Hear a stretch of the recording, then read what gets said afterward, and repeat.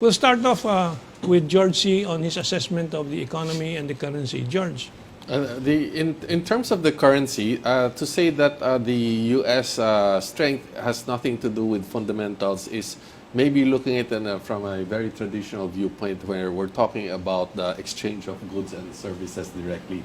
But in the case of U.S. now, part of that hegemony and that power of the U.S. dollar currency is because it is so much a part of world trade and the reserves that it cannot be avoided that people will flow to this when there are periods of uncertainty. And if we're going to look at it, their capacity to sanction other people, their capacity to control the clearing system, their capacity to control the transaction trade is creating a hegemony beyond the production of goods and services, which is the normal... Beyond reality. Beyond... It's a virtual yes, strength. It's a virtual...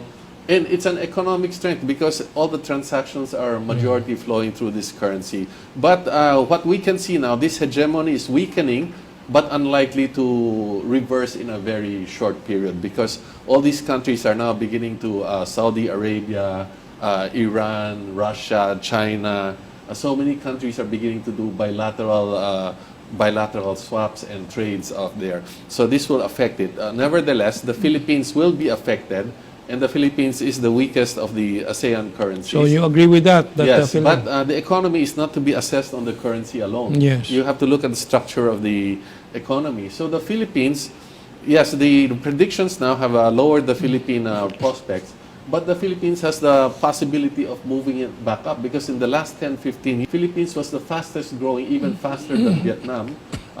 We have to look at the structure of these strengths.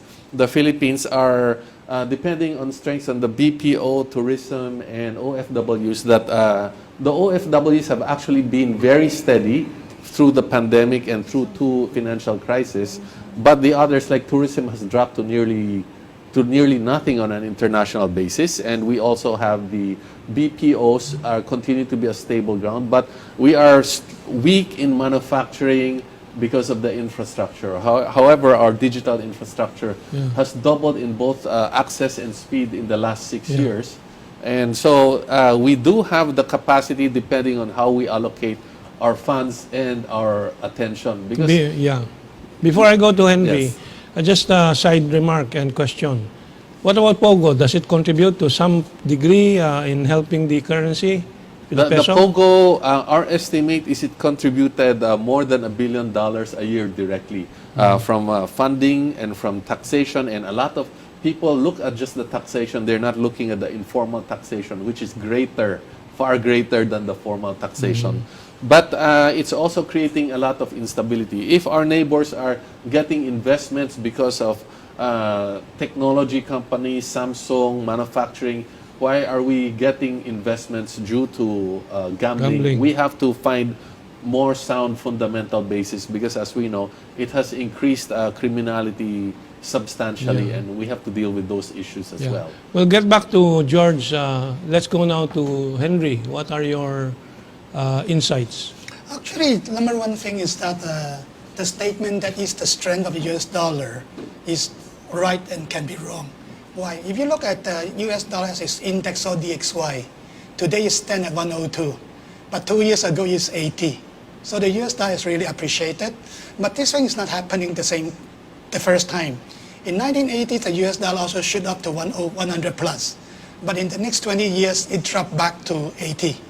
So this is a phenomenon, but it can last for some time, and it will cause a lot of damage. I'm particularly myself very worrying over Japanese yen. Everybody knows Japanese yen start the year at 110 to $1, and today it crossed 150. And given the size of the Japanese economy, there will be spillover market effect that could hit ASEAN. And now for the Philippines, I think to caution one thing. Exchange rate is not important because if you don't need dollars, you don't worry about exchange rate. But we are very worried about inflation rate. In fact, for any central bank, the number one mandate is always inflation, and then the second mandate is just economic growth. Now, if you look at the Philippine consumer basket, more than 50% spent on food, utilities, and transportations. So you cannot underestimate the impact of this currency volatility in the Philippine economy, because food and energy are two things that Philippines is highly, highly import dependent. We are the largest rice importer in ASEAN, and we are the least self-sufficient in agriculture in ASEAN. So I hope the government will take very serious precaution on this. It is not the exchange rate that matters. It is the inflation that matters. Every Filipino is hit, particularly the poor. Now, I hope that I can use this forum to ask the government to look into the Chiang Mai multilateral initiative, because it has been proven in this kind of volatility, U.S. interest rate will keep on increasing because of a very intractable U.S. domestic inflations. And I want to remind you, the U.S. law governing the Federal Reserve is they protect U.S. purchasing power and inflations. It's not about international implications. So before, people always say that why don't the U.S. call a Blasa Accord and just have an international move to do it? Number one, the U.S. must fight inflations. So it cannot allow interest rate to drop, because U.S. government is the biggest debtor in the world with $31 trillion national debt. Rather than let inflation eat into people's purchasing power, they would really prefer it that way than the people losing confidence in U.S. dollar and not going to buy U.S. debt. That is number one. Number two, the spillover effect, the central bank probably is more advisable you take more standby credit line. And the largest credit line standby you can top is Chiang Mai multilateral initiative, but the rule must be changed. So my understanding is that they were a little bit under the table discussion already, but this thing has to be accelerated. Because Philippines is still very fortunate, we are a member of ASEAN. International trust on the growth prospect of ASEAN is still good. But Philippines has been singled out as one of the most vulnerable, as Herman has already shown you that we are one of the largest depreciated in percentage. Now, even Singapore dollar just depreciate 5%, but Philippines 15%. Another thing, I really support George contention. Let us look at the growth drivers. Because before COVID, we have globalizations. Now, after COVID, because of U.S.-China relationships, the globalization is going to be not totally away because we cannot afford, but it's going to be modified. So Philippines has to look at the competitiveness of the whole economy. And this is a very serious issue. So always a sense of crisis will help a country grow better, because we will take precautionary steps and the people can be united to do whatever they have to. One thing I'm particularly worried is this. The U.S. is encouraging outsourcing from China. So the China Plus One has been the model of all the multinational manufacturers. And as of now, what we see from the ASEAN point of view, because I work on quite a bit of ASEAN projects, is that Vietnam, Malaysia, Indonesia are the three primary beneficiaries. Philippines was not in the list. This is very sad. And if we miss this chance, probably the next chance will come long time ago. In the 1980s, when the Blasa Accord was done, Philippines missed the industrialization chance. That is where Malaysia and Thailand ascent. And in the early 2000s, when this Cambodia, Myanmar get into government, Philippines also stagnate. So I hope that in this China Plus One strategy and these global reglobalizations, the countries can really look very seriously at that how can we join the industrial revolutions. Because I think one of the problems is that our economic managers and financial managers are all neoliberals.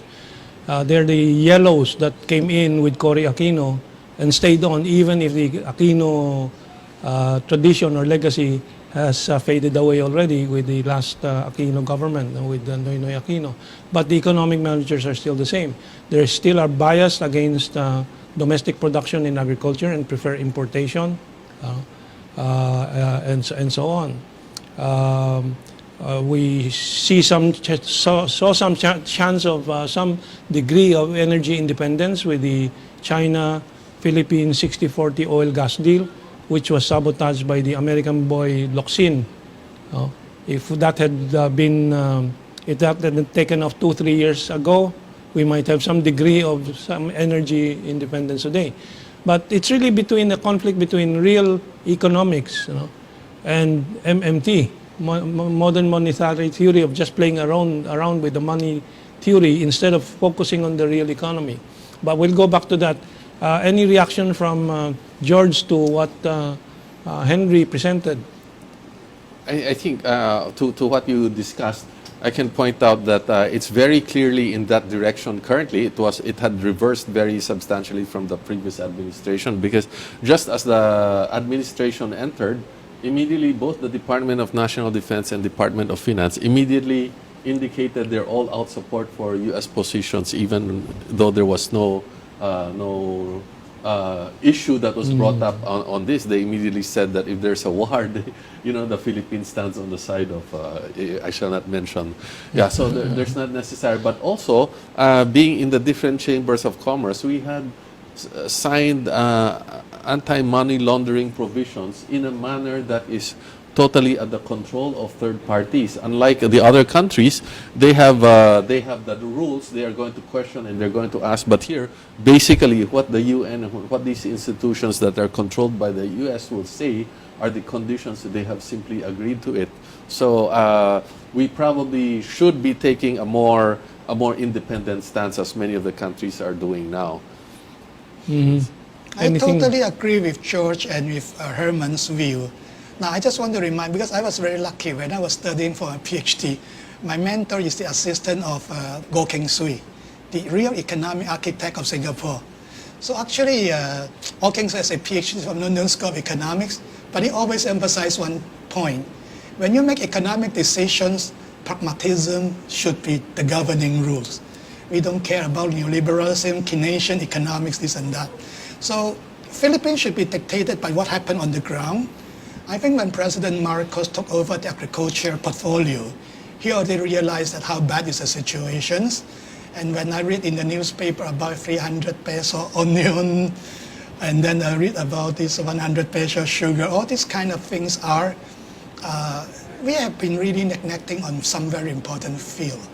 So it is probably a new time when President Marcos enjoyed the historic voter support, take a very serious look, and then rectify whatever problem there is.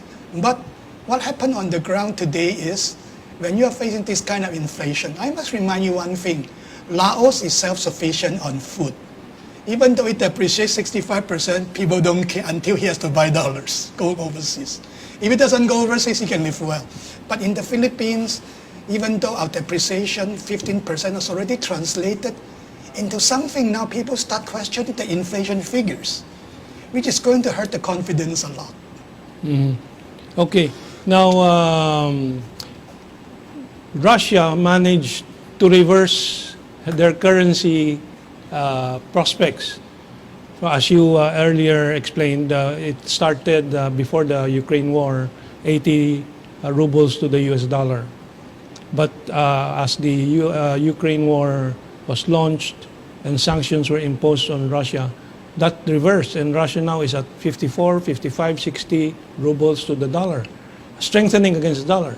Some of the reasons attributed to the success of Russia in weathering these sanctions and this currency attack is capital and currency controls. Aside from the fact that they focused before this war on the domestic production of essential materials like food and wheat and so on, which they're ahead anyway of other countries. So this capital and currency controls was instituted in the Philippines during the time of President Garcia, Filipino First policy. Given the Philippine situation now, over-dependence on imports, it's probably not viable immediately. But isn't that one of the conditions? Even China is not fully convertible, the Chinese yuan. I point out that part of the strength of the Russian currency is because it has commodities That's that right. it was able to. That means there's something they have to sell that the world needs and wants. No? So the Philippines has to be in a position where we're not just consuming currency that we That's made right. elsewhere. We have to have fundamental strength that where people want. The fact that when Henry raised that in several types of organizations and protocols, they're talking to Vietnam, Malaysia, Philippines, and they're not talking to the and Indonesia. They're not talking to the Philippines. This is also the case currently in the arrangements on the South China Sea and resources between Vietnam and Indonesia. Philippines is not being part of the... So this should already be some kind of a barometer for the Philippines that there's something we need to adjust in our policies. Well, we have not found solutions. We have elaborated on the problem of currencies in the Philippines and the economy. But we have only 2 minutes left, so we have to wrap up. Again, I'm restating, we have no solutions yet. Nobody has solutions. Even our economic managers have no solutions because solutions are at least medium term to long term. So we'll wrap up. We'll go to Henry and then finally to George. What can we do in the meantime? Just wait and watch us deteriorate. I think number one is that we should have a sense of crisis, and definitely the currency is an issue we have to look into. And number two is this: what is our national priorities? Are we going to be value defender as the US suggests, or we are going to look into our internal economic development as priority? You cannot do everything at the same time. So once we decide on our priority, let us make that priority to be the guiding light of all our policies. Okay, George. Well, the Philippines still has a lot of factors going for it, but whether it can be tapped during this period of time with a high interest rate and inflation, we have to work on fundamentals. Like, we are at the lowest end of education. Our physical infrastructure has improved under Duterte, such that actually some European and a lot of other Asian manufacturing was looking into coming here. We have to close those deals and integrate it with other legislations and strengths in order to be able to use. The digital infrastructure has greatly improved so that our work from home and our ability to export services has been greatly enhanced. But we have to create our own policies and have a framework that makes sense in this new environment. Okay, our 25 minutes is up. It's very clear we recognize the problem. I hope everybody else, especially in government, they do recognize the problem and not deny that there is a problem. And then maybe solutions can be found thereafter. Maraming salamat po. Sa susunod na linggo, we hope maybe we can continue with this discussion on the economic crisis and the currency turmoil. Mabuhay and have a safe week ahead of you.